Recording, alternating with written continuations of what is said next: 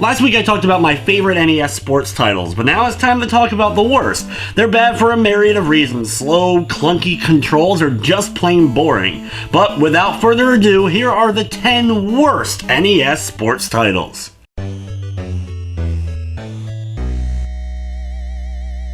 Well, there's some great wrestling games on the NES, whether it be Pro Wrestling or Tecmo World Wrestling, but when it came to the licensed WWF games, well, they really weren't any good. The worst of which was the very first one, WWF WrestleMania, featuring a small roster with chibi-like characters, weird control schemes, and more like button mashing than actual pro wrestling, power-ups, and not even being able to see the entire ring when competing with your opponent.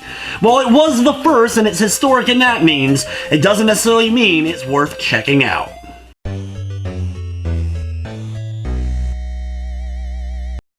While the NES black box sports titles have their place in gaming history, they weren't really all that great. The first one that's going to make this list is baseball. The best thing about it was that it was two-player and it was the first on the system, but outside of that, it featured extremely slow baseball gameplay, as well as it had auto-fielding, which could have been cool, but a lot of times just felt like the players were missing the ball on purpose, with it dropping just a few inches away from them, making for some absolutely infuriating gameplay.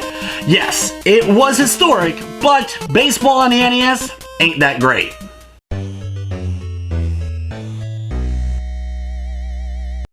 There was only a couple of boxing titles on the NES, and none of them really stand out as amazing other than, of course, Mike Tyson's Punch-Out! And George Foreman's KO Boxing was pretty much a knockoff and trying to be Punch-Out! It even featured a power star-like punch, it was basically a button masher instead of recognizing patterns, and even the enemies you were facing ended up having special moves that they were able to do to you. But the fun factor that made Punch-Out! Such an amazing game was far missing from here, and there wasn't even a competitiveness to the boxing matches. It was released on a lot of different systems, but the NES version is one of the worst for George Foreman KO Boxing.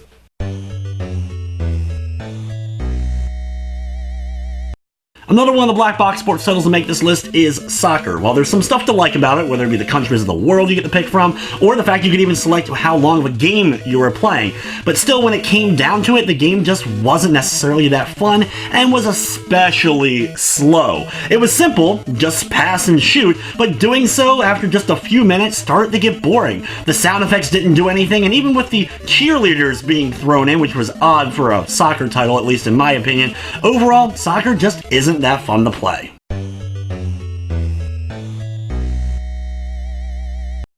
John Elway's Quarterback is just one example of a bad playing football title on the NES. It had a few different teams to choose from, though it was always blue and red once you made it to the field, and had plays to select from, though once the play started, all the players just kind of ganged up in one giant pile. You had to actually aim with your quarterback and select where you want to throw it using kind of a targeting system, which took a lot to get used to. The only reason why this one isn't lower is just because it was faster moving than some of the absolute worst football titles on the NES. But even with that said, this one isn't worth checking out.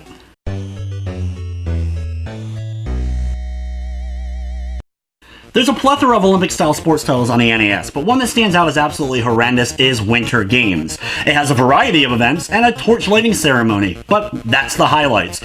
Every one of the events controls terribly. Even after years of playing, I still don't feel comfortable with them and consistently end up messing up when playing the game. Then there's that whole figure skating event that still I end up falling on my butt more often than actually pulling off the moves. And the scoring system is something that I still don't quite understand of how to exactly get those higher scores. If at all possible, avoid Winter Games at all costs.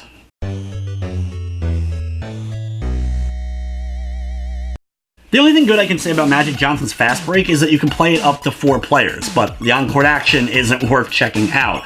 It has really terrible animations. From not even anything when it comes to stealing the ball, you just kind of run into each other to do it. The AI is relentless when it comes to stealing the ball, a lot of times before you're able to even get your bearings straight. There's multiple different difficulties to select from, but it doesn't really change up just the fact that this game is not fun to play against a computer or even against a friend. Even when you make a three-pointer, you get this weird animation of just a gray screen with Magic Johnson's face and a catchphrase underneath.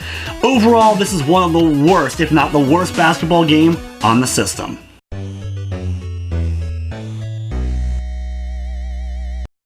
The last of the black box NES titles to make this list is 10 Yard Fight. man is this game slow. In fact, just playing one play is enough to probably put you to sleep, with pretty much lackluster sound effects, no music whatsoever, and not even plays to select from. Heck, there's not even enough players on the field to make a whole team. There's only a couple of players representing each team on the field. There was a couple of difficulties to the game, but overall, nothing is really good about 10-Yard Fight.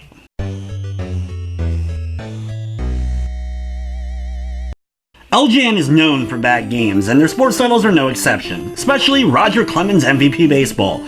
The main reason for this is reaction time and the way they decided to do the perspective. When the ball is in play, it goes behind the defensive player's back. In fact, even in the outfield, there's only one outfielder at a given time due to limitations of the game engine. They did this to kind of show off the graphics that the game was capable of, but the problem with it is the quick moving cameras where it flashes between the infield and the outfield makes it near impossible a lot of times to line your players up correctly, and being able to actually throw the ball into the infield just ends up being clunky. There really isn't anything good about Roger Clemens' MVP Baseball other than maybe a few creative team names like the Baltimore Eagles.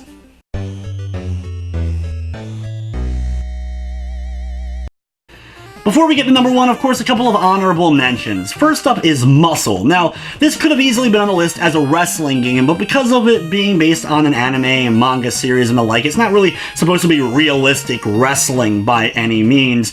It just is an absolute terrible game to play, with mostly button mashing and only a couple of moves for each of the characters and some of the worst graphics ever on the NES. There really isn't any reason to check out Muscle unless you're really a big fan of the particular franchise. Surprising, there's not a lot of bowling games on the NES, and one of the only ones I can think of is Championship Bowling. Now, it plays okay, though I feel like the ball, even at max power, ends up moving way too slow for my liking, and I never feel like I have true control of the ball once I end up throwing it down the alleyway. The thing that makes me go insane though while playing this game is the music that plays while you're actually bowling. This song is so annoying that I always have to mute my television or turn off sound altogether, because that song will drive you insane after just a short time of listening to it, let alone playing 10 frames of bowling. Another game that I could have probably put on the main list is Quattro Sports, but being unlicensed by Codemasters, I decided to go against it. All 4 games on this are particularly bad, but the one that stands out the most is the baseball title here. The game doesn't even seemingly work. The AI is almost non-existent, so you're not really even playing a game overall. There's no reason whatsoever you should go out of your way to check out Codemasters Quattro Sports.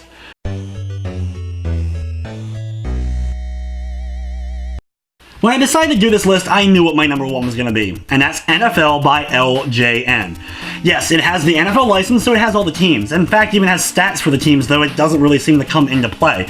But boy, I said a lot of these games on this list were slow, but this game is slower than all of them. Just a simple play takes like 30 seconds to a minute to pull off. You select the play, you go into it with a weird X's and O graphical style for all the players. I guess it was kind of a cool idea they had, but it just doesn't end up working. A few seconds later, you then get your players on the field and can snap the ball off, and then, wow, just moving the quarterback and trying to select who you're going to throw to doesn't seem to work most of the time. No matter how much I play this game, I can still never pull off a play with confidence.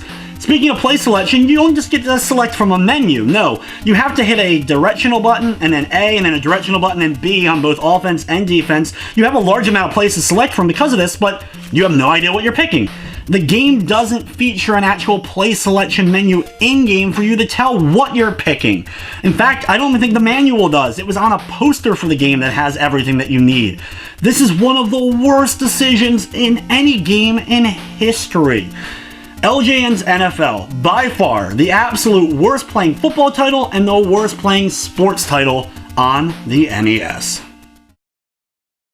So there you have it, the worst sports titles on the NES. Of course, like always, this is my opinion, but what's your guys' opinion? What is the worst sports title you've ever played on the NES, or maybe ever?